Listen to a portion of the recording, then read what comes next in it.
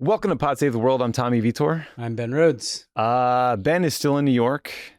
Both of us are trying to catch up with the news cycle today. A lot going on, Ben. You know, there's a VP debate tonight, so just a nice little wrinkle there. Imagine you're doing debate prep, you're Tim Walz, and there's a massive Iranian attack on Israel. I'm sure that's a fun little wrinkle. I was thinking about that today with the feeling of dread on behalf of that team, right? Because I'm sure you had prepped like some opening joke and some value statement about the middle class or something. Yeah. No, that's not, it's probably not going to be the opener of the debate. Dragged back into the Middle East. Well, it made a lot of changes for us. We had a whole show prepped with a range of topics from Austrian elections to Japanese prime minister, but instead we were going to focus all of the show today on what's going on in the Middle East, specifically between Israel and Hezbollah. So we're going to start with this Iranian ballistic missile attack on Israel, the events that got us to today, including the assassination of Hezbollah leader Hassan Nasrallah.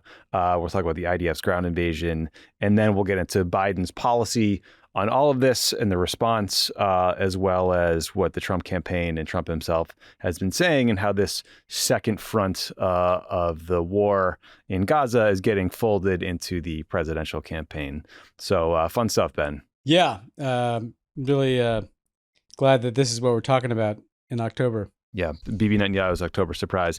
And then I talked with Leila Molana-Allen. She's special correspondent for PBS Newshour and currently based in Beirut. We just talk about what it's been like in Lebanon for the last couple of weeks, just how little infrastructure there is for people to protect themselves from missile strikes or for the 1 million plus displaced people who have gotten pushed out of their homes in southern Lebanon and are trying to figure out where to go, and doing so with a government that can barely function, let alone provide them services. So we'll dig into all that too. So you'll definitely want to hear that conversation. Yeah. I don't sleep on the NewsHour, by the way.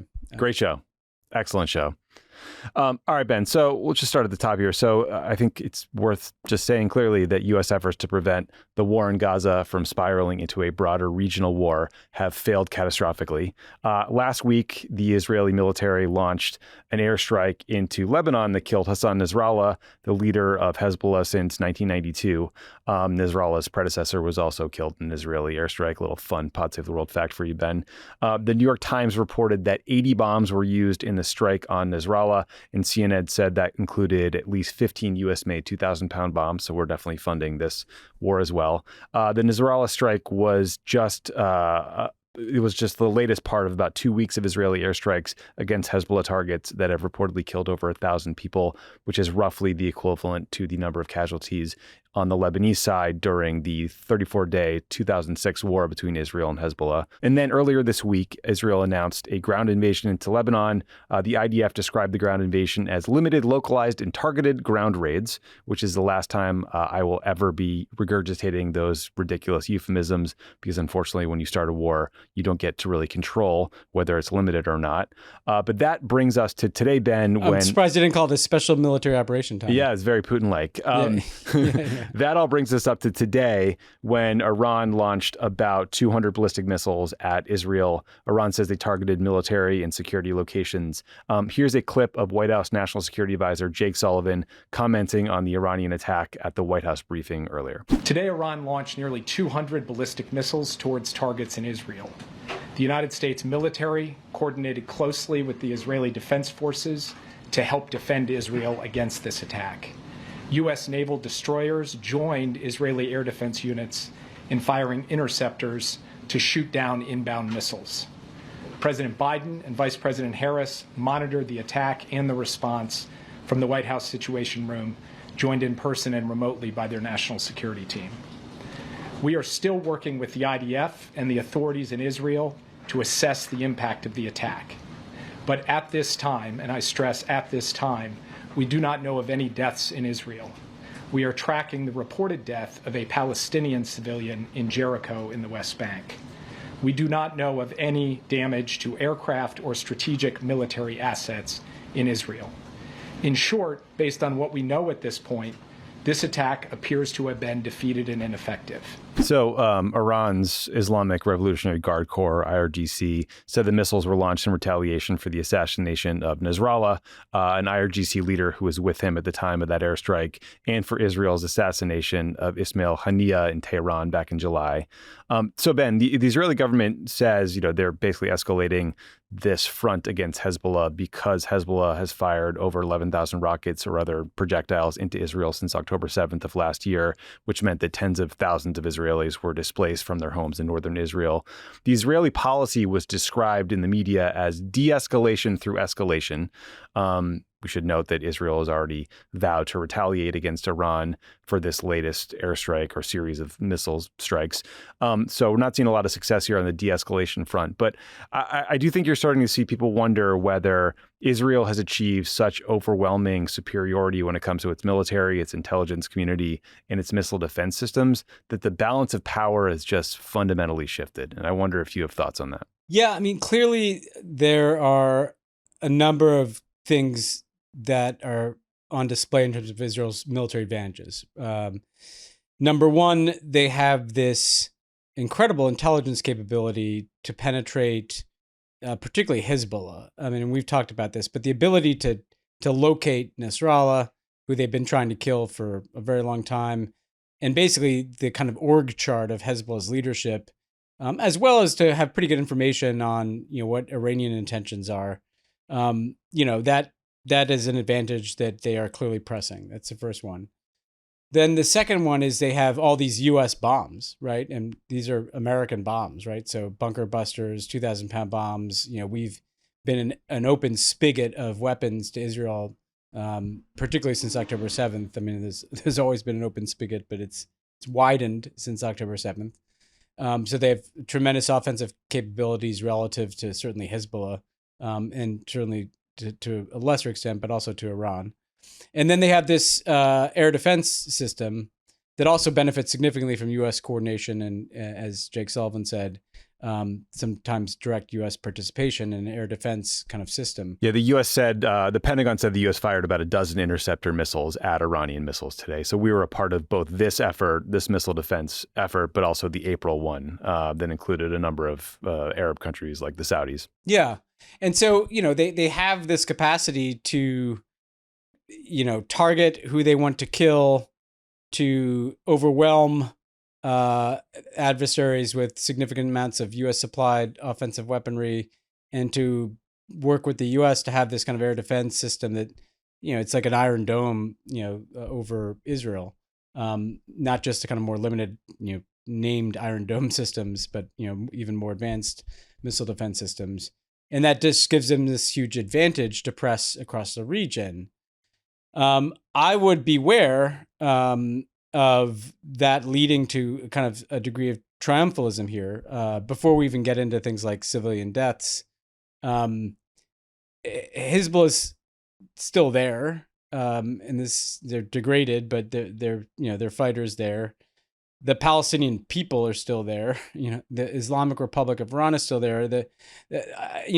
Iran was never as 10 feet tall as people, were saying at times with this axis of resistance, but nor are they this kind of paper tiger. I think people have this habit of overreacting to the thing that just happened in the Middle East. Right. When the one constant is the cycle of violence that just continues and continues. And I think what is happening now is Israel is going on offense against everybody in the region, essentially, that they have like a beef with in this kind of window of time. And they're taking out as many people and as much infrastructure as they can. But there will be other attacks. There will be terrorist attacks. There will be populations that are further, inflamed against Israel. There's been a diplomatic cost already. The Saudi normalization plan that they said they wanted is dead. The Iranians still have a nuclear program. That may become a greater issue in the coming weeks if Iran decides that maybe they need that as a deterrent. So they have this advantage that has changed the security dimension and landscape in the region. But I don't know, we had a huge advantage when we invaded and occupied Iraq, Tommy, and it looked great when the statue fell, in Baghdad. But something tells me that this isn't leading anywhere good. You get like an important lesson there of Iraq and Afghanistan, which is like the U.S. military or the Israeli military can win every single tactical engagement, but that's not necessarily a strategic victory. But you're right. I mean, there's these bigger picture questions, which is like Hezbollah's leadership seems to have been decimated. How long will it take them to reconstitute it, and how much will that slow down the organization in the meantime? How much are their ties with Iran weakened because Nasrallah was a real key link there? There's reports of some Hezbollah supporters in Lebanon that were upset with Iran. Are those ties fraying at like a deeper level? Are there other factions in Lebanon that might decide, okay, now Hezbollah is weakened, maybe we should move on them? That could lead to a civil war.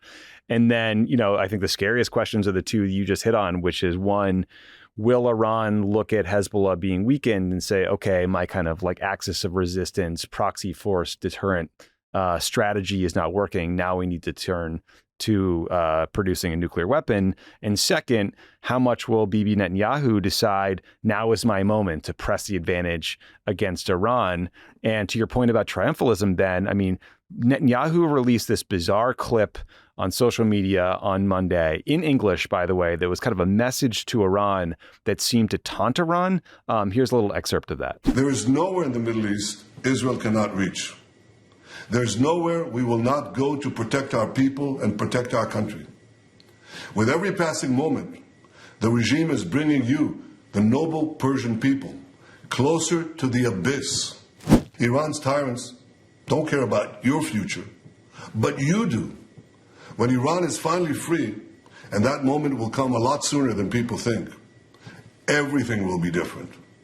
Our two ancient peoples, the Jewish people and the Persian people, will finally be at peace. Our two countries, Israel and Iran, will be at peace. Ben, you think he's the best messenger there for the liberation of the Iranian people? Yeah, I mean, who is the audience for that, actually?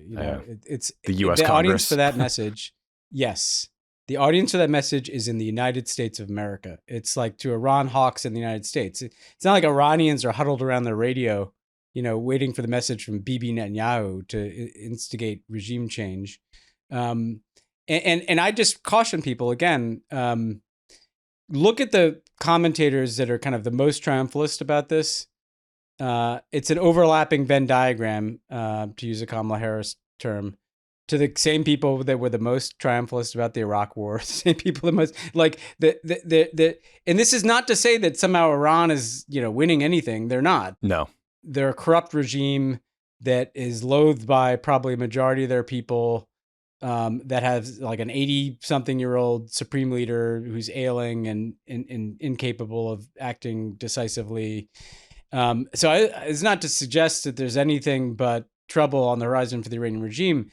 But the idea that is inherently going to lead to some Middle East in which, all our problems go away, there are a couple of scenarios you worry about. One is a nuclear one. The other is just a kind of return, what we've seen in the past, and Iraq is a good example of this too. But so have been a number of conflicts in the Middle East. The more the conventional advantage is on display, there's a kind of return to terrorism and asymmetric attacks, and people have long memories in the Middle East, and so things might not happen for 3 months or 6 months or a year. October 7th was probably years in the making. And I only say this I don't think there's a military solution to all these problems, is the core point here. And we can get into what and look, maybe I'll be wrong, and Israel will conquer everybody, and everyone, will move on, and there'll be a future of a new Middle East here. What I'm concerned about is, okay, what's happening in Lebanon? Does it descend into kind of chaos and some kind of, like you said, civil war? And we've seen how those go in Lebanon. It's not good for anybody, above all the Lebanese people. What happens inside of Iran? Do they go nuclear? Do they, by the way, even if they implode, that's messy. And the IRGC is the strongest military force in Iran. So I don't know that there's like people coming over the mountain on white horses here, in the coming weeks to turn to kind of transform Iran, that would be messy too. What happens in Yemen, where the Houthis are dug in and live there and aren't going anywhere? What happens in Iraq, where there are proxies that have been close to Hezbollah and that have shown in the past their capacity to threaten, U.S. diplomatic facilities? This region, the reason Lebanon has been such a focus of attention from the administration is I think everybody knew that Lebanon was a thing that could set off like a chain reaction across the region, because everybody has interest there. Iran has a lot of interest there. But even the Arab states, are not exactly welcoming this Israeli invasion, even if they have no love for Hassan Nasrallah, because they know how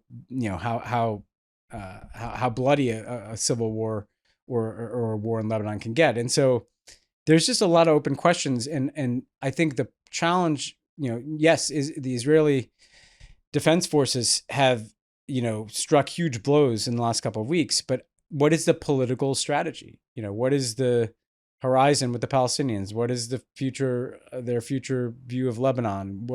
Where does this all end with the Iranians? And I guess, they keep saying escalate to de-escalate, but right now all we're seeing is escalation. And it's just a pretty dangerous game to play. And we'll see where it leads. And to your point about how, a lot of the problems that existed before this second front with Hezbollah blew up are still there. I mean, there was a terror attack today, south of Tel Aviv, where 7 people were killed and many more were wounded. Palestinian Islamic Jihad took credit for it. And Reuters reported that an IDF airstrike in Gaza killed 37 people. So that's very much an ongoing, very bloody war with a huge civilian toll. But let's talk for a minute about Hassan Nasrallah and what it means to lose him, and just some background on Hezbollah for folks who have not heard us talk about it before. So Hezbollah, the organization, was founded in the early 1980s in response to the Israeli invasion of Lebanon. It went from sort of a loose affiliation of Shia militia groups to this one entity whose stated objective was to push Israel out of Lebanon and just generally resist Western influence, especially from the United States. From the beginning, though, Hezbollah received support and direction from Iran, and today Hezbollah is one of the key proxy forces that Iran uses to conduct terrorist attacks, push back its enemies, and try to deter attacks on Iran itself. There was a 2019 State Department report that said Iran provides Hezbollah with about $700 million per year in financial backing, so a lot of support. Within Lebanon itself, Hezbollah has evolved and metastasized over time. In 1992, they decided to participate in elections, and today there's a number of Hezbollah members in parliament, though their influence is far greater than just that number of elected officials. And as we've discussed previously, Hezbollah runs a network of social services in Lebanon. They run schools, charities, hospitals, media outlets. And Hezbollah also has a web abroad. They've got cells and kind of mini criminal enterprises all over the world. In 1994, Hezbollah bombed a Jewish community center in Argentina. Last year, 2 men with ties to Hezbollah were arrested in Brazil for plotting to attack Jewish targets, so a very active threat. And then there have been some Hezbollah operatives arrested in the U.S. for doing things like selling cigarettes, like criminal schemes, but then those profits get sent back to Lebanon. So they're all over the place is kind of the point here. And the Financial Times reported that an Iranian official said that Iran's supreme leader thought of Nasrallah as a son, which I think, goes a long way towards explaining the ballistic missile strike we saw today. But as you noted earlier, Ben, I mean, unfortunately for Nasrallah, Israel has spent decades now refocusing its intelligence community on Hezbollah, and they clearly figured out a way to locate the guy, which led to this strike last week. So, Ben, I'll just pause there. I mean, we've seen a lot of, terrorist leaders come and go from various organizations over the years, right? It was like a running joke that the Al-Qaeda number 2 was the most dangerous job in the world. And, there was always chatter that so-and-so terrorist leader was irreplaceable. And then lo and behold, groups managed to replace them. What do you think is the impact of Nasrallah's death on Hezbollah and its ability to continue doing what it's doing and also coordinate with Iran? Yeah, I was thinking, Tommy, that in some of the speculation about who'd be the successor, I'm not sure that I'd be rushing to try to take the job of leader of Hezbollah these days. But I think it's really important. He was a kind of singular figure. In a similar way that Qasem Soleimani was for the IRGC, who was assassinated by the United States in the Trump administration, in that, first of all, he took over in 1992 after Israel killed his predecessor, which, by the way, is a reminder, Nasrallah proved to be a more effective leader than his predecessor. I'm sure they thought it was a big blow when they killed, that guy. But what Nasrallah was able to do is he was able to turn Hezbollah, which already was like a political force and a potent kind of terrorist and resistance organization. He really built it into this kind of multifaceted, multi-dimensional enterprise that had like a strong political wing that was the dominant faction in Lebanese politics, that had these connective ties to not just Iranians, but all these other resistance groups, fighting with the Assad regime in Syria and supporting militias in Iraq. And they had connective tissue to the Houthis, these kind of criminal enterprises, where they were able to generate revenue for things that they were doing. Ideological appeal that was, the thing about Hezbollah is they're a little different. People shouldn't equate them with Al-Qaeda. And I don't say this to kind of make them out to be, good guys in any way, shape, or form. But, they didn't, they condemned the 9/11 attacks. They don't enforce the kind of strident restrictions on women that, even the Iranian regime does, because in Lebanon, that doesn't fly as well. Again, I'm not saying that to show that these guys engage in acts of terrorism. I'm saying that it was a kind of unique organization that could fill a lot of different spaces, terrorist spaces, militia spaces, political spaces, economic spaces, kind of global anti-colonial resistance spaces. And that all kind of emanated from Nasrallah's vision. And he had this kind of interesting charisma to him. So it's a huge blow. And when you take him out along with kind of this whole leadership cohort that he built, it's just not the same organization anymore. That said, there are still like tens of thousands of Hezbollah fighters, and there's still Hezbollah operatives all around the world, and they're still going to probably regenerate into something else. So to me, I don't think there'll be another Nasrallah, and I don't think Hezbollah will continue to be what it was, but there'll be something. There will be a resistance organization that is probably called Hezbollah that will continue to be active. I think the questions are they going to have to take time to regenerate? Do they have a lot of enemies in Lebanon too? It's not just Israel that has, doesn't like Hezbollah. A lot of people think, as Kim Gaddis said last week, they had blood on their hands from the assassination of Rafiq Hariri, a very popular Lebanese prime minister in the early 2000s. So there could be, internal conflicts in Hezbollah, internal conflicts within Lebanon. And yes, to some extent, that's certainly an opportunity for Israel, but it's also a possibility that gets very bloody. And sometimes what regenerates out of organizations like that is something more extreme, and that's your fear, is that they're kind of even more extremist in the same way that ISIS was more extreme than previous iterations of terrorist groups in the Middle East. That's what you don't want. Yeah. There's been some interesting reporting too, Ben, on how Israel figured out where Nasrallah was and sort of like built this intelligence capability. And one interesting anecdote in this Financial Times story that went deep on this was they said that Hezbollah's decision to deploy fighters into Syria created a huge opening for the Mossad to track them, because you had these Hezbollah guys traveling to and from Syria. You had all this communications back and forth between Lebanon and Syria that was being monitored, especially calls with like Russian or Syrian intelligence operatives. And then the Mossad was able to basically read newspaper obituaries for fighters and then figure out, okay, who is posting on social media about these guys and thus were their colleagues, who is attending these funerals. And then when they would identify an operative, they would study their pattern of life. They might tap the person's spouse's cell phone. They got into the car's odometer, just like decades worth of painstaking, detailed intelligence work that they clearly just did not do against Hamas.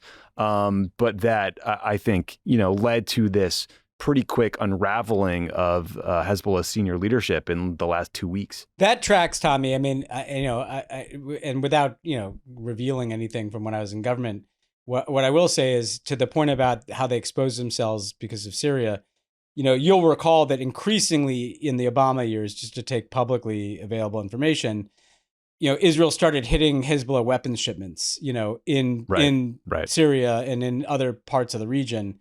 you could, it was very apparent that they were beginning to get inside that network and understand how it operated, and were mapping it, and that these guys were getting sloppy and they were getting a little triumphalist because of how Syria went down, and I think that's why the IDF and the Mossad clearly had like a plan on the shelf here. Some people might ask, how come they're doing this now? There's a lot of reasons for that. But one of them is that, they had a pretty clear bead on if they wanted to flip the switch and kind of go all out against Hezbollah, they'd mapped it out and knew where people were and knew that they'd know how to find them, and that is just from an intelligence perspective, pretty impressive. I'd say Nasrallah also miscalculated. The big mistake he made is after October 7th, he kind of thought he could be kind of half in, half out of the Gaza war. Right. So they didn't kind of go all in and launch all their rockets or send fighters across the Israeli border. But nor did they stay out of it. They thought they could just, do enough by launching some rockets. And Iran's kind of doing the same thing now. They're like, well, we'll lob some rockets into Israel to show that we're with the resistance, but maybe the Israelis will see that we're not going all in. And that was a mistake, because obviously that was enough to provoke the Israelis, and the Israelis had them mapped out. And so once they made this decision, that was it for Nasrallah. But again, unfortunately, we should get to this. The toll on civilians, I know you talk about this in the interview, is astonishing. It's just not normal. And I really worry that we're normalizing a level of civilian death that is really fucking dark, Let's just talk about it for a second. I mean, you get the strike on Nasrallah. I mean, I talk about this later in the interview, but it was on a bunch of, residential apartment buildings, and there's probably hundreds of people dead. They don't really know the death toll yet. And the airstrikes have gone from sort of the southern suburbs of Lebanon, or like the southern suburbs of Beirut, which are considered Hezbollah strongholds, into like very densely packed downtown Beirut. So it's likely that the civilian death toll from these airstrikes will continue, but also depending on how deep or how prolonged this ground invasion is, I mean, that will be incredibly deadly as well. So you're right. I mean, the civilian death toll is already greater than what it was in the 2006 war, which lasted 34 days, and it's been a couple weeks. Yeah. And I mean, I sent you, Tommy, this statement, when the leader of Hamas was killed by Israel in 2005, and I think there were 7 civilian casualties. And the U.S. statement from the Bush administration expressed deep concern because 7 people were killed. And that was George W. Bush, right? The Joe Biden statement was totally, kind of laudatory when Nasrallah was killed. And clearly, like, hundreds and hundreds of people were killed. Like, something is changing in terms of the degree of tolerance for civilian death. I mean, another thing I've talked about before, the reason President Obama sent a SEAL team all the way into Pakistan at great risk, not just to the SEALs, but to, diplomatic rupture with Pakistan, was because he didn't want to use a drone strike that would have killed bin Laden's family, and and that's not to give Obama, unique credit. That's kind of the normal way of thinking about civilian casualties, and this is another reason why I can understand why some people feel like Israel's strategy, particularly vis-a-vis Hezbollah, is being somewhat validated here, from the kind of just the pure achievement of all the people they're taking off the battlefield, and they're clearly probably destroying a lot of rockets and stuff. But there are tens and tens of thousands of people dead in Gaza, and the rest of the people there are in desperate, dire circumstances. There are 1 million people displaced in Lebanon, many of them in dire circumstances, and probably thousands of people dead. And it's hard to feel good, like about killing a terrorist when that is happening to people. And I just don't know what that does. I don't know what that does to these societies. Obviously, in Gaza, in Lebanon, I don't know what it does to Israel to think that's an acceptable amount of civilian harm. It changes the people doing it as well as the people it's being done to, And I say that sincerely. I say that with concern, not like it's just a lot of violence. Yeah.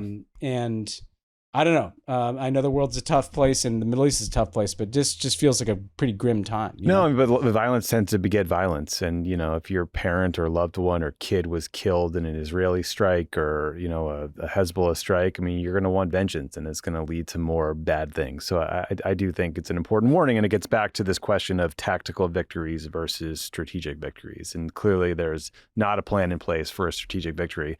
Just one last thing on Hezbollah before we get to the Biden and Trump stuff. So over the weekend, Ben, I just saw some kind of edgelord fucking lefty people on Twitter talking favorably about Hezbollah, suggesting that they were kind of like a noble resistance movement on behalf of the Palestinian people. And there was someone arguing that Hezbollah's real motive is actually anti-imperialism.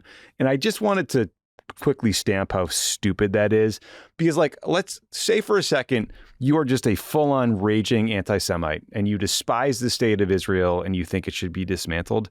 Are you also still good with Hezbollah sending fighters into Syria to massacre opposition figures and innocent people after Bashar al-Assad? You think that's an anti-imperialist view, to go to Syria to kill people on behalf of Iran and Vladimir Putin? How stupid are people thinking things like this? I don't understand it. Yeah, and they also did things, they've had, they have over the years conducted terrorist attacks on Israeli tourists, tour in buses, Europe and Asia. Yeah. So this is not just, just some guys in southern Lebanon who are in some resistance movement.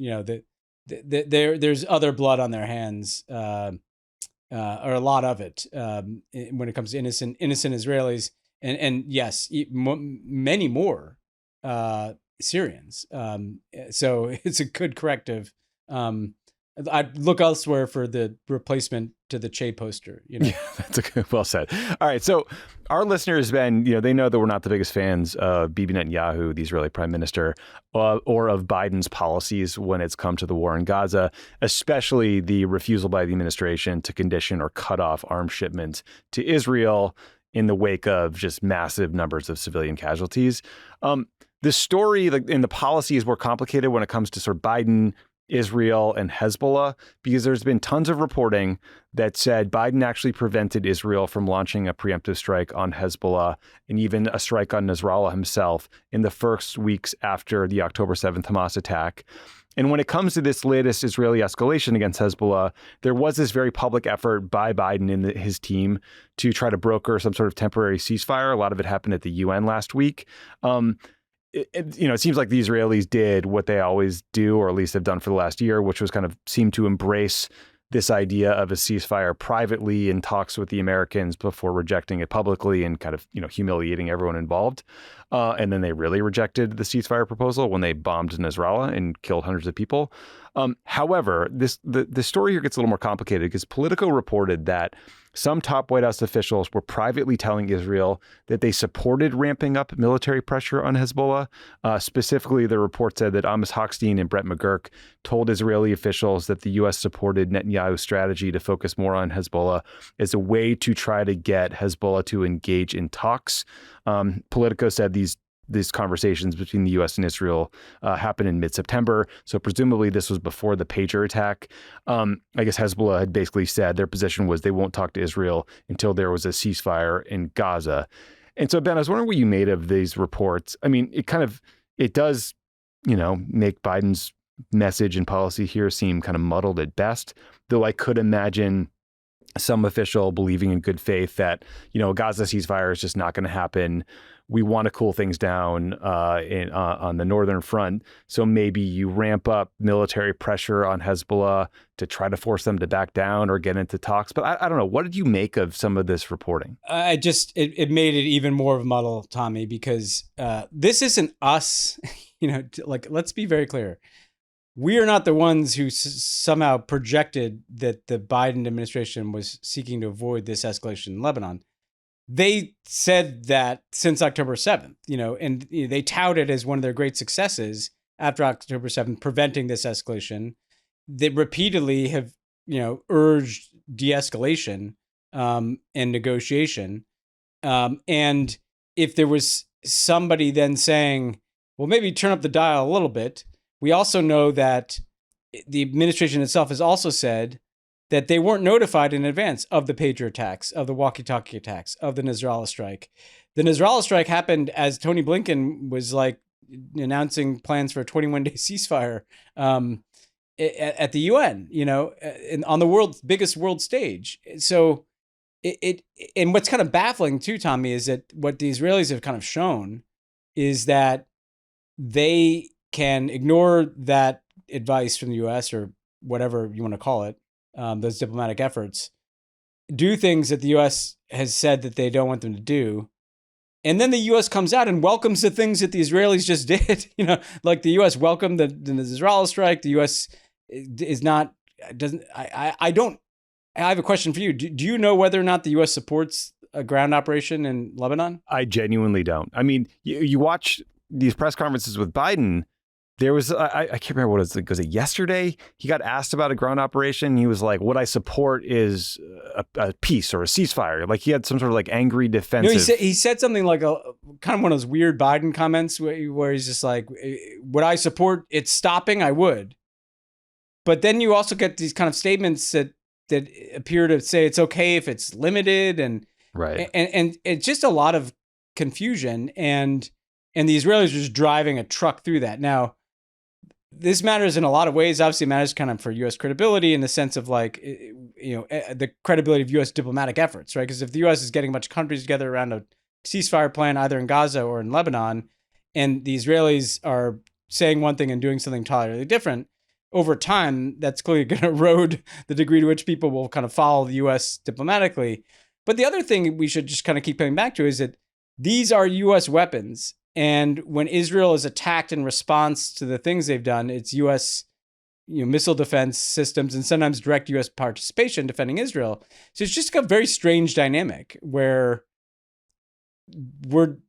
we don't seem to be listened to, and then we end up kind of narrating what's happening. Right. Yeah, and we arm them. We provide support in these times of duress, like the Israeli missile strikes, which of course I support. But then also it seems like we allow Bibi Netanyahu to dictate policy that's impacting us and everyone else around the world. And one really important thing to watch is whether there's another uptick in attacks on U.S. forces in places like Iraq and Syria by these Shiite militia groups that have ties with Iran. Because remember, that was a huge problem a few months ago, and it seems like it's starting to pick up again. Yeah, I mean, that's something to watch is whether, in the near term, whether there's threats to U.S. forces or diplomatic personnel in the region. I think in the medium term, Tommy, whether the U.S. begins to face more just terrorism generally, because, I'm sure this is inflaming opinion, so there's just a lot of questions. And I think what we do know is that this is going to play out over a longer time frame than, even the next month that or however long it is that Israel is really pressing this escalation, Yeah. So obviously this is all happening, about a month from the election, and there's going to be political implications. Donald Trump very quickly released a lengthy statement seeking to exploit what happened today, reading in part, quote, "The world is on fire and spiraling out of control. We have no leadership, no one running the country. We have a non-existent president in Joe Biden. When I was president, Iran was in total check. They were starved for cash, fully contained and desperate to make a deal. Under President Trump, we had no war in the Middle East, no war. Now war or the threat of war is raging everywhere." I'll spare you the rest of this thing. It was very long. He also weighed in at a campaign event today in Wisconsin. Here's a clip. A short time ago, Iran launched 181 ballistic missiles at Israel, and I've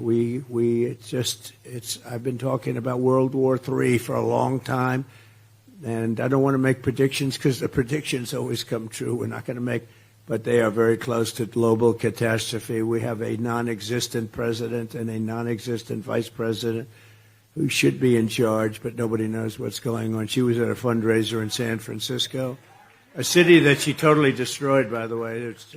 Very sober, thoughtful, considered response there. The Trump campaign also released an ad today, kind of like seizing on the chaos around the world. Let's hear that.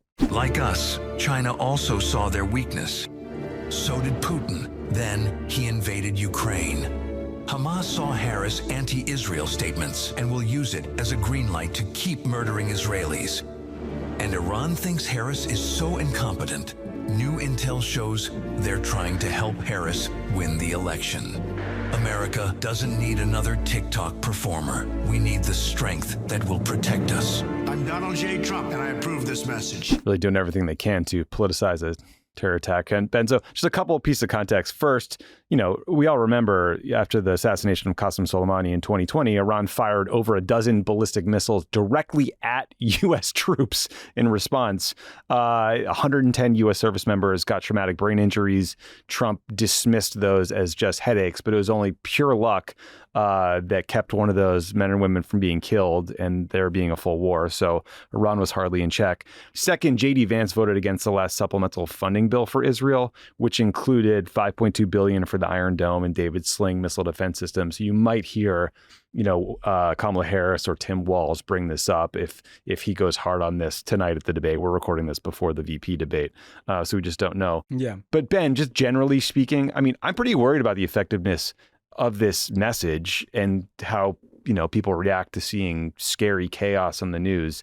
I'm suspicious of the timing of Netanyahu's escalation. Doing this a few weeks from the election was a choice. I'm worried about the position that Kamala Harris is in because she kind of ends up owning whatever happens in the world, but clearly Joe Biden still is the one sort of dictating foreign policy decisions. So it doesn't feel like a great setup. It doesn't. Typical Trump fashion, they can't resist just busting through the truth zone. The idea that Kamala Harris said something about Israel that greenlighted Hamas, is fucking weird and makes no sense. The idea that, this was all great when Trump was president, when all the same shit was going on. And frankly, I would argue that things like the Abraham Accords and moving the embassy to Jerusalem and, basically totally sidelining the Palestinians, lit a fuse that kind of blew up on October 7th. But put all that aside, the core message is pretty clear, it's chaos out there. It wasn't this chaotic when I was president. I'm a strong man.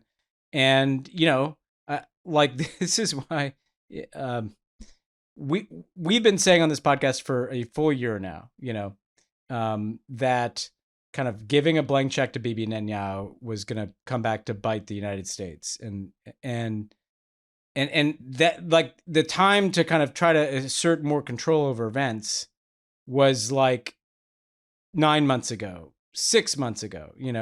They made that one effort to withhold one weapons shipment.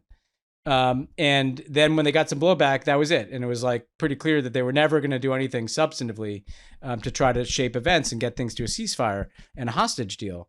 And the thing is, that's where you'd want this to be. You'd want this to be in a ceasefire right now. You do not want a war in the Middle East the month before the election. Energy prices already went up today. That could keep on ticking up if this continues. The images on people's TV screens are, not about Coach Waltz, like, delivering a middle class message. It's like, missiles and people suffering in the Middle East. And so this is, and like, I'm sure, like, Bibi Netanyahu's timing, because they chose when to do this. They could have done it 6 months ago or 6 months from now. Have to think that this is an entirely political animal. And he's seeing his numbers go up in Israel. He's seeing his political position solidifying in Israel. And he's also seeing that it's October of an election year. And so nobody's going to criticize Israel in either the Republican or Democratic ticket. And has the benefit of helping Donald Trump, who he'd rather be president, And this is not like, tinfoil hat stuff. Like, this is how Bibi Netanyahu thinks. Like, any assessment of the guy would suggest that politics, Israeli politics and American politics, are key determinant factors in his decision-making. And I do worry that we're in this kind of weird window until the election. And then even after the election, if Harris wins, where you have that transition period where, a lot can happen, and a lot already has. Every week feels like a couple months. Yeah, Netanyahu is clearly acting with total impunity. There was a long report in The Atlantic that kind of detailed, months and months and months of events and internal decision making and moves since October 7th. It was by a guy named Frank Foer, who had written a book about Biden, clearly got a ton of access. It's worth reading the piece because it's interesting reporting. My takeaway was it was a bit credulous and didn't necessarily examine things that were told or pressure test them. For example, there's this scene where a top Biden advisor named Brett McGurk was explaining to Crown Prince Mohammed bin Salman, or MBS, the Saudi Crown Prince, back in, I think, probably 2017 or 2018, the sanctions the U.S. was going to put on him in response to human rights violations. And then it says Brett was kind of wowed by MBS saying he wanted to normalize relations with Israel. And they go through this long process of attempting to do it. But there's no real consideration in the piece that maybe MBS knew that this was basically his get out of sanctions free card, and that Netanyahu would never support the creation of a Palestinian state. So he was not actually giving up anything. There's no real examination of the failure to put pressure on Netanyahu or cut off military support. But even just Netanyahu's posture, he's gone from, at times listening to Biden, at times deferential, making changes on the margins, to calling it an airstrike on Nasrallah from the fucking United States after delivering this from the United Nations speech. Yeah, from the United Nations, an organization built to prevent war. It's pretty amazing. Pretty amazing. So yeah, I'm with you. God knows what happens the next few weeks. It's not good. Yeah,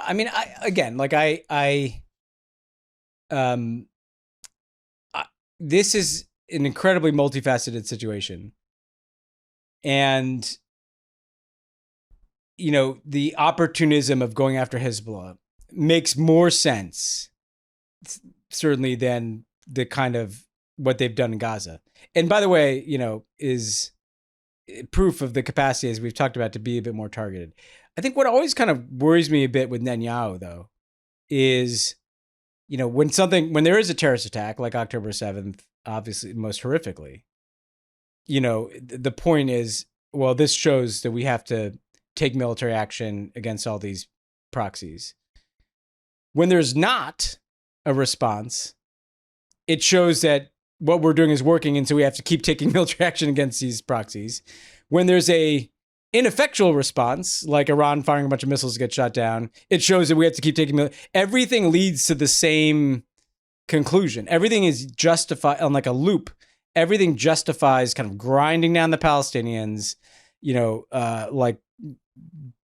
doing what they're doing in Gaza, pushing further in the West Bank, pushing further in Lebanon, and that's just kind of that's a unsettling dynamic to me, And Yep. the piece and to your point, the piece kind of doesn't, it's a good timeline, and it lays out kind of how the administration, I think, how they see their efforts, but there was not not an entertaining of the question of, well, were there other options to actually press Netanyahu into a ceasefire deal by using U.S. leverage?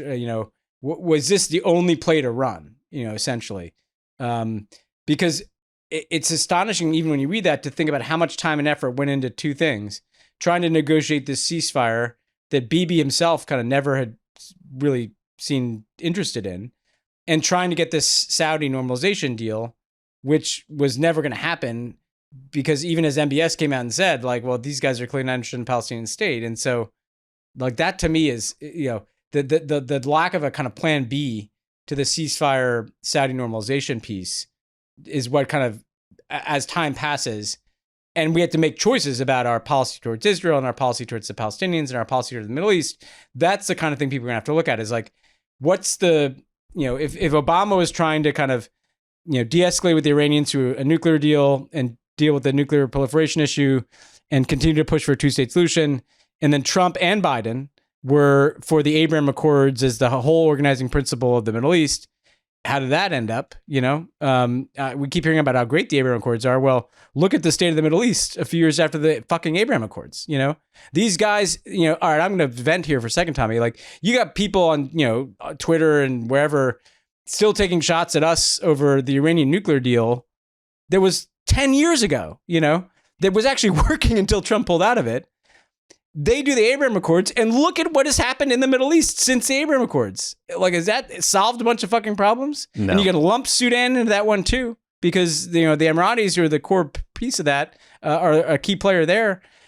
And just there's no interrogation of this, right? Because why? I mean, because if you do interrogate it, you kind of get blown. You get kicked off the panel. Yep. Not the panel on Pod Save the World, I should say. No, you can stay on this one. It's worth noting too that Netanyahu went from the worst terrorist attack in Israel's history happening on his watch and being blamed for it to, over the weekend, strengthening his political standing by adding more members to his coalition, getting some breathing room and some space from, the sort of furthest right members of his coalition, the sort of Itamar Ben-Gvirs of the world, which, could be a good thing in terms of his ability to not be fully captive to the worst, most racist nationalist elements in Israeli politics, but it makes it less likely that he's going anywhere anytime soon. I think it's clear that he has been one of the worst leaders in Israeli history. He's corrupt and racist and only in it for himself. And the longer he's there, the worse it is for everybody, Israelis first and foremost. But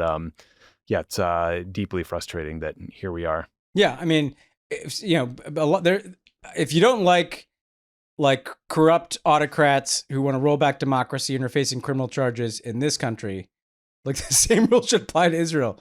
But I mean, I will say, he's a survivor, man, and it looks like he's gonna, be in that position until the next scheduled election. The way things are going, but who knows? I mean, think of how much has happened in the last year, and think of where we could be a year from now. And if Trump wins, and there's free reign to the Israeli far right to do whatever they want in the West Bank, and that is not a recipe for stability either. No, so it's we've not. been critical of Biden. I think Kamala Harris has an opportunity, a huge opportunity for the United States to kind of reset these things, lay out a different kind of vision, and start working for it. Yeah. Well, don't worry, Ben. Jared Kushner wrote a really long Twitter post about how he spent so many hours studying Hezbollah, so he's going to be on it. It's important for us to. It literally begins with him saying, I've spent countless hours reading about Hezbollah. What do you think he's been reading? Oh, wow. Congrats, you did your homework. Good for you, Jared. Yeah. Fucking read shit. some briefing books. Such an asshole. All right. That's it for Ben and I. But we're going to take a quick break. And when we come back, you're going to hear my interview with Leila Molana-Allen. She's special correspondent for PBS Newshour and is currently in Beirut. We talk about what it's like on the ground there, the government situation, refugees, much more. So stick around for that. A couple quick things before we go to break. Pod Save America's going on the road again. We're going to be in Philly this Sunday, October 6th. We got MSNBC's Simone Sanders joining us, Ben. I think you know her quite well from your time on the cable. We're talking to Senator Bob Casey, an OG Obama supporter from back in 2000. OG Obama guy, man. Bowling with Obama in 2008. Yeah, that's right. With the worst round of bowling in history. God, I forgot about. Yeah. Well, if you want to join, if you want to come to the show, we got a bunch of tickets left. Go to crooked.com/events. And also with the election coming up, it's like 34 days. You've got just a little bit of time left to get involved, to make sure you're registered, to check your status, to request a ballot, to volunteer. If you are looking for ways to get more involved, if you want to make sure you're registered, go to votesaveamerica.com/vote to get started today. That's votesaveamerica.com/vote. This message is paid for by Vote Save America and has not been authorized by any candidate or candidates committee. And Ben, if you're looking for, even more motivation to get to the polls, to better understand the difference between Harris and Trump on foreign policy, you got something big in store for us. Yeah, we know what World Those really want is like some A+ content here. And so what we're doing is starting Saturday, and I'm very excited about this, each week in the Pod Save the World feed, we are going to be dropping a different episode that is looking at one big issue. What are the stakes in the election between Trump and Harris? Where are we on the issue? What would Trump do? What would Harris do? We're starting with an episode on democracy and the kind of battle over global democracy. We got some great friends of the pod on. We got Senator Chris Murphy. We got Samantha Power. We got Sarah Margon. We got Zach Beauchamp from Vox, super smart guy. So definitely, you do not want to miss these episodes. It's going to be like that kind of A+ guest walking us through these issues. We're going to, after democracy, we're going to look at the war in Ukraine. We're going to look at the Middle East. We're going to look at climate change. We're going to look at China. People will want to check this out. So you'll see it in your feed on Saturday.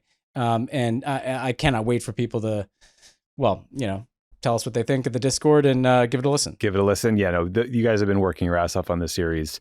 All you have to do is just listen. It'll be there on Saturday, or you could watch on YouTube. Yeah, that's all we're asking. It's not that hard. Just give it a listen. It's a murderer's row of Pod Save the World guests right there. Yeah, that is like the 27 Yankees of Pod Save the World guests coming up. The best and the brightest. All right, we're going to take a quick break, and we come back. You're going to hear a lot more shows, so stick around. Joining us now is Leila Molana-Allen. She is special correspondent for PBS Newshour and currently in Beirut, Lebanon. Leila, thanks so much for joining. Hi, good to be here. Can you just start by describing what it's been like in Lebanon over the last couple of weeks as the volume of these Israeli airstrikes has increased, and now this week we're seeing the beginnings of a ground invasion? Lebanon's obviously been involved in this war since the 8th of October last year, when all the different borders around Israel got involved after the 7th of October terror attack. But it had been minor volleys, which would occasionally sort of ramp up. Hezbollah was sending rockets over, and then the Israeli forces in the north would send rockets back. Everyone in the north of Israel was evacuated. Some people in the south of Lebanon were evacuated, but not too many. There isn't really the same kind of governmental functioning here that would remove those vast swathes of people. In the last few weeks, that's changed completely. Of course, a couple of weeks ago, we saw those quite incredible pager and then walkie-talkie attacks in which Israeli agents seem to have been able to smuggle explosives into the tech that was being sent to Hezbollah operatives. And what had happened was that Hezbollah in the last few months had changed to using walkie-talkies and pagers instead of telephones because they were worried about being hacked by Israeli intelligence. And of course, instead, they made themselves very, very vulnerable. And of course, it wasn't just active Hezbollah fighters or operatives who were injured in those attacks. It was many rank and file people who work in hospitals, who work in administration. Hezbollah is not just a military organization, it's a political one, so it runs lots of social services. And children were injured as well, horrific injuries. We're talking eyes, eyeballs removed, people will never see again, their hands mangled, their intestines hanging out. So really, really brutal injuries. And then, of course, it happened the next day again with the walkie-talkie. So that immediately instilled terror, thousands of people injured in a shocking way across the country. And almost immediately afterwards, a few days later, the strikes started to escalate as well. So Israel has throughout the year been, in a targeted way, assassinating Hezbollah operatives, Hamas operatives, leadership. What started to happen was strikes on a grander scale. So we were seeing strikes across the south of Lebanon in lots of residential areas, then in the Bekaa too, and then they started in Beirut, in the southern suburbs of Beirut, which are run by Hezbollah. But we're talking about incredibly densely packed apartment buildings. And last Friday, when Hassan Nasrallah, the head of Hezbollah, was killed, that was firstly incredibly shocking. Whether you loved him or hated him in Lebanon, he was a figure of almost mythic importance, and nobody really believed anyone could ever get to him. He'd run the organization for 32 years. He lived almost underground. People would wait with bated breath for every speech he made after every major event. And they were able to eliminate him, and in doing so killed potentially hundreds of people in those 6 high-rise apartment blocks that were brought down with, we think, about 10 2,000-pound bombs supplied by the United States. It's still not clear. They're still going through the rubble there. And the strikes continued over the last few days. And we saw for the first time since 2006, the night before last, a strike not in the Hezbollah-run suburbs, but in Beirut proper, in central Beirut. So fear is escalating here. And then, of course, last night, news as the suburbs and the south were being pounded with heavy airstrikes that were shaking our hotel windows here, we heard that troops had crossed the border. And that, of course, inflicts further terror because nobody wants a repeat of what happened in 2006 here. Yeah. And you wrote on Twitter, quote, there are no bomb shelters, no air raid sirens in Beirut or anywhere in Lebanon. Civilians here at the complete mercy of these terrifying strikes. What are civilians doing? I mean, are there air sirens going off? Like, do people have any communication about incoming airstrikes? There are no sirens. There are no air raid sirens in Beirut or anywhere else in Lebanon. There are no bomb shelters. Some people will go to basements. There are some hardened concrete areas, but there's really nothing in the way of infrastructure for these kind of attacks in the way that there is throughout Israel. Everywhere in Israel has bomb shelters very close. Most people have them in their homes now. And there are, of course, very organized siren systems and also apps. One of the reasons for that is the reason for much of the failure of Lebanon, complete dysfunction in the government. There's never been a government in place for long enough in between the wars and disasters that Lebanon's faced over the last couple of decades to build a system like this, nor have they been united enough to choose which of the many sects and which of the many cities gets priority to have these sort of things. Secondly, there isn't the money. There's been a huge financial crisis in Lebanon over the last 5 years. So there's been nothing for that kind of infrastructure. And essentially, what happens in Lebanon really is that the people look after themselves. That's always been the case. That's what's happening right now. So people have been fleeing themselves. They've been, however they can, hitching a ride, many walking all the way up to Beirut. When they get to Beirut, there are some shelters that are being organized by various organizations, but many people are sleeping rough on the streets. I was talking to people today who are sleeping on the highway in central Beirut, thousands of them, and people are bringing them food, they're bringing them mattresses, but there really isn't anything in the way of properly organized municipal help. Now, the Israelis do sometimes put out warnings. The IDF does publish warnings in Arabic, sometimes about which areas they're going to strike, but it's often late at night, sometimes in the middle of the night, and they're huge areas we're talking about. So it's just not realistic, really, for all these people to be evacuating. And if they do, they've got nowhere to go. Right. I mean, I saw the Lebanese government said that 1 million people had been displaced by the war. I'm just wondering, are all these people displaced from southern Lebanon? You sort of answered the question. Are they all going to Beirut? And does the government have any capacity to help them or support them? The government has next to no capacity to help them. Firstly, the government is in huge debt. The whole country is in huge debt. And the government actually isn't a government. For more than 2 years now, it's been a caretaker government, which means that they're not actually allowed to enact any policy that makes substantive change. They're only allowed to sort of continue with things that were agreed by the last official government. That's because they can't get together to actually decide to elect a prime minister and a cabinet because there's so much infighting within the government that they are prioritizing, as they have for many years, their political interests over the interests of the people of Lebanon. That leaves the people completely without any kind of support system. Now, at a municipal level, there are local structures trying to help people, and Hezbollah is one of those structures. Hezbollah is a political group here that provides social services. So municipalities are trying to help. That's in different towns and different governorates, but it is mostly people and NGOs, charities run by local people that are doing the work. Most of these people are displaced from the south, but when we say South Lebanon, we mean half the country, everything south of Beirut. Beirut is in the center of the country. There have been strikes everywhere south of Beirut, and there have also been strikes across the southern suburbs of Beirut, which is the most densely populated residential area in the entire country. So it's over 1 million people now. It could even be more because it's very hard to keep track. That's 20% of the population. And we've even seen over 100,000 people heading into Syria. Syrians, but also Lebanese. And that's an extraordinary detail, which is there are all the reports of thousands, if not tens of thousands, of Syrian refugees who are in Lebanon going back across the border into Syria because they believe it's safer there. And remember just how dangerous it is for them in Syria. You know, we have repeated warnings from the UN, from other organizations, that Syria is not a safe place for displaced Syrians to go back to right now for multiple reasons. I spent a lot of time reporting in Syria recently as well. I've seen it for myself.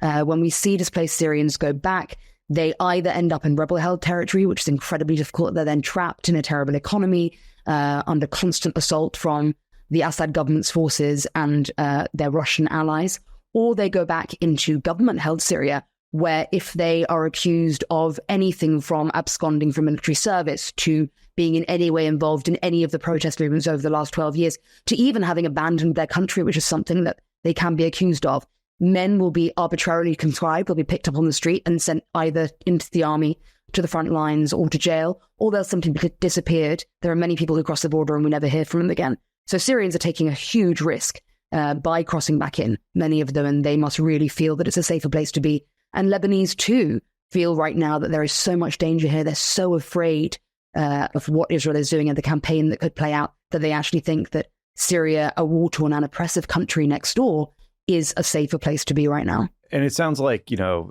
expats or other foreign nationals in Lebanon are finding it impossible to get flights out. For a couple of months now, Western governments have been urging all their foreign nationals to leave. Some of them have. There are a lot of Americans here, a lot of Brits here, a lot of French here. For various reasons, it had become the hub for everyone who learns Arabic, who works in the Middle East. Beirut had become the place to live. So people with their families, many of them have left, but there are many people who are staying, some of them because they're terribly loyal to the country, some of them because they don't really believe that a full war could play out. And it's really in the last couple of weeks since these strikes became an all-out reality right on the border of Beirut and even in Beirut, and particularly last night, since we saw the beginning of these ground incursions, that it's all become very real.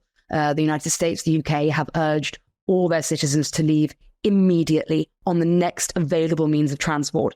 There are now no flights available out of Beirut airport for the next 10 days. Wow. That's because the Brits and Americans have booked them all up, and there are only the national carriers flying. And the fear here is that what happened in 2006 will happen again, which is that Israel will take out the airport, and there is only one way in and out of Lebanon because of the closed borders with Syria and Israel. The only way in and out is from the port. And what happened last time was that aircraft carriers had to come and pick people up. Of course, that's only foreign nationals, and all Lebanese who don't have a visa or a foreign passport are stuck here. God, it's dire.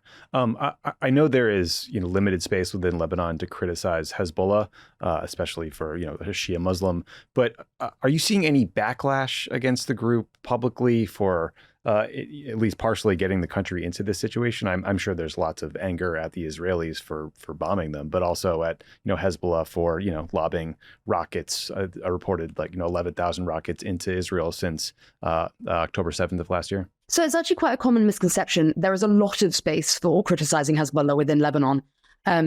The way that Hezbollah is portrayed in the international media, often in the West, as a sort of one-track terrorist organization is absolutely not the way they are either seen or behave within Lebanon. There are wildly varying viewpoints. There are people, many of whom belong to the Christian community, and many of whom belong to the secular liberal community as well, who fundamentally believe that all of Lebanon's problems stem from Hezbollah, stem from the fact that Hezbollah did not lay down their arms as they were supposed to, based on the UN peace resolution agreed after the civil war, that they did not move back from the Litani River, which was agreed after Israel pulled out from their occupation of Lebanon that lasted until 2000, and that their building of power is the one thing stopping Lebanon from being an incredibly successful Western-facing nation.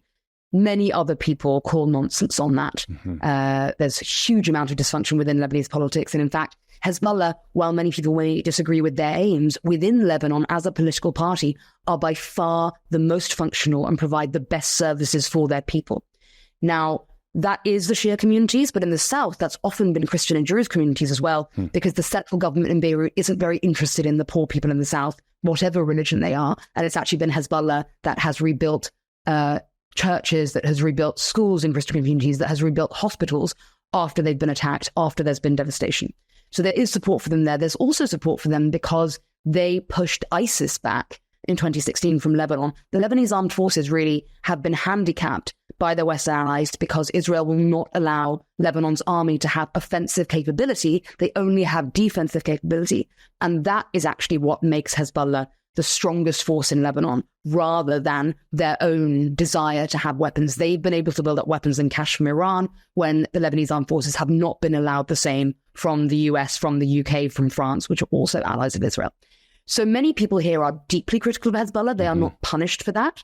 There have been certain people in the past who have been assassinated or imprisoned. Right. That's what I was thinking about. Wasn't a journalist murdered for suggesting that Hezbollah was covering up the investigation into the port bombing? Port explosion, rather. So Lokman Singh was assassinated. He had for many years been an active critic of Hezbollah. So I'm by no means saying that anybody is allowed to go around and criticize and attack Hezbollah. But in terms of daily parlance, Hezbollah is not going around arresting people or detaining people for criticizing them. Right. It's much more of a kind of deep level if people are actually investigating and get involved in Hezbollah's business, because of course we know there is potentially corruption there. There's certainly a lot of involvement in the war in Syria. But in terms of daily parlance in Lebanon, people do very vocally criticize Hezbollah, just as they do other political parties. And that's really how they're spoken about. In terms of their activities abroad, in terms of fighting Israel, in terms of fighting in Syria, their behavior as a military group there is somewhat separate from their behavior as a political group here. Now, of course, with Hassan Nasrallah dead, there's going to be a huge reorganization of Hezbollah within Lebanon. We're going to have to wait and see who the next leader will be. And people are waiting with bated breath for that, because the question is, has Hezbollah been so heavily handicapped, decapitated almost, by these strikes that they now are almost non-functioning? and have to rebuild from the ground up. Or in fact, as Iran says, as some other members of Hezbollah say, the system is so good that in fact a new leader can be elected pretty quickly. They've actually got lots of weapons still hidden in places and they can become active quickly again. So that's kind of what everyone's waiting to see. There certainly is criticism that Hezbollah has brought violence upon Lebanon, as I said, because of their refusal to lay down their weapons, because of their refusal to abide by UN resolutions, which Israel has refused to abide by as well with these attacks. But the general feeling here is that overall, that whether or not you agree with Hezbollah, Israel is the aggressor. Israel is attacking Lebanon indiscriminately, as people feel here. These are by no means just Hezbollah communities. They're certainly by no means just Hezbollah operatives and Hezbollah weapons depots. We're seeing many civilians dying, at least 300 to 400 children and women already. And that's not to say that all the men that have been killed were in any way linked to Hezbollah either. We've already seen more people killed in a week than were killed in the month-long 2006 war. So, as I say, while Hezbollah is blamed by some people, everyone is very focused on the fact that Israel is the aggressor here. And that's certainly the emotional feeling on the streets. Nobody agrees with this invasion, with this incursion, as it seems to be so far, or the airstrikes that are taking place. Yeah. Final question for you. I mean, there's been some reports that the caretaker prime minister said that they're ready to fulfill the UN resolution that led to a ceasefire after the 2006 war. Do they have any capacity to actually do that? Is that a serious recommendation in your opinion? Absolutely not. This is a nonsense. What happens every time there is some sort of event that the international community pays attention to is that the caretaker prime minister, Najib Mikati, and the rest of Lebanon's politicians say, oh, we're going to do it. We're going to get together. It's fine. The problems will be solved. We're going to elect a new prime minister. We're going to have a cabinet. It's going to be, but just wait until after this thing that we want. Right. Oh, and actually, the resolution's fine. It's not a problem. Hezbollah's not a problem. Why has that never happened before? The reality is they don't have any power to force Hezbollah into agreeing to that resolution. Firstly, Hezbollah has a large proportion of seats in parliament, so they're going to get some cabinet members. They're certainly not in a position to be pushed around by anybody. Secondly, quite literally, you and whose army? As I said, the Lebanese armed forces are just not in a position to be putting that kind of pressure on Hezbollah. And Hezbollah also right now has the perfect excuse to turn around and say, excuse me, the people who we said we were created to fight Israel across the border are currently saying they are going to invade the country. In what world would we lay down our weapons when we know that the country's armed forces cannot contend against that threat? So it's a completely unrealistic proposition. It's an attempt to make Western leaders feel that there's still some hope for liberal democracy for these particular leaders in Lebanon, which is to the frustration of many young people in Lebanon, because they feel that all these older leaders should be completely removed and they want an entirely new political class. That's all the protests in 2019 and 2020 were about. And they've just seen the death of that democratic movement and so many young people moving abroad because of the horrendous economic crisis here over the last few years. So they really feel their country is falling apart. And in the end, these politicians are responsible for that. While they might not be responsible for what's happening right now with the war with Israel, they are certainly responsible for the fact that Lebanon is on its knees while trying to fight this war, cannot support its own people, cannot provide them with either the defense they need or the money they need to survive or the resources they need to survive. People here are completely without a safety net, and their politicians are to blame for that. Yeah. Well, listen, Leila, thank you so much for talking with us. This is a completely dire picture of what's happening, but fascinating. And thank you for your, brave reporting, and stay safe out there. Thank you. It's great to be with you. Thanks again to Leila for joining the show. And thanks to you, Ben. Get excited for this fucking debate today, man. Yeah. Debate, Mets playoff run. Oh, nice. Yeah, that's right. A lot of things. We do have some things to look forward to here. And I got to say, these journalists out of Lebanon are really impressive. Yes, they are. Very brave. And that is not easy place to report these days. So, no, hope everybody's safe and okay over there. All right, well, talk to you guys next week. All right, see ya.